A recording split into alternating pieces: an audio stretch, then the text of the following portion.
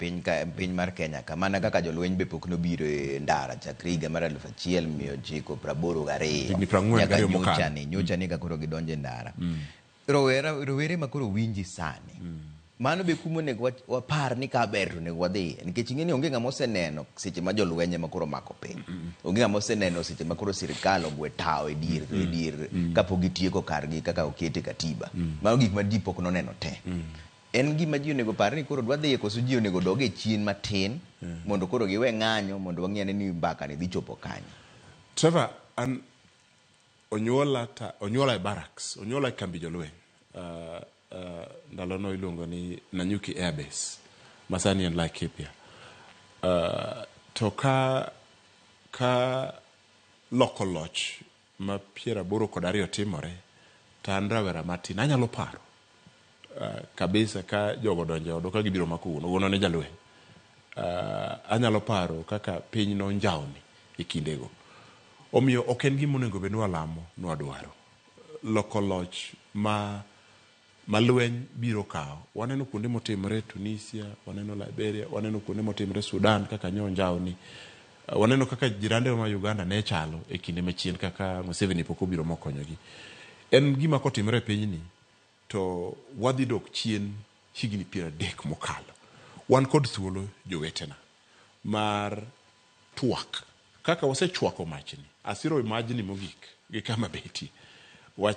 Onego wachwak majno ma en sure ni gik moko duogo modoge wang'e, aoro duok modoke wang'e ter mondo wachak dhi nyime maber. Mane neno na Trevor. To mbaka mar ker achiel ni gimoro achiel ma be nowuoye en wach mar kanisa gi Harambee.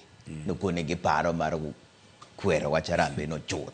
Nikech mane kama koro josiasa biro to ng'ato go kore chiwo pesa ne kanisa kuma pesa wae bende ukia to kawa. Richo maduong' mokalo. Anyalo wacho upfront, richo maduong' mokalo. Kendo magi achiel kuom gik mamiyo sidieng' mar kanisa, kabe wacho ni kanisa, wacho ni sidieng' mar kanisa kata sidieng' mar jotend kanisa bedo maonge kod oteku nikech gibilo mwandu mokel kod sirikal.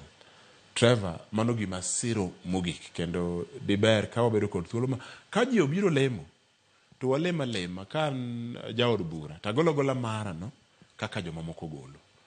In fact kawuono ibro yudo ni samoro bok gigol mang'eny mohingo kata joma moko.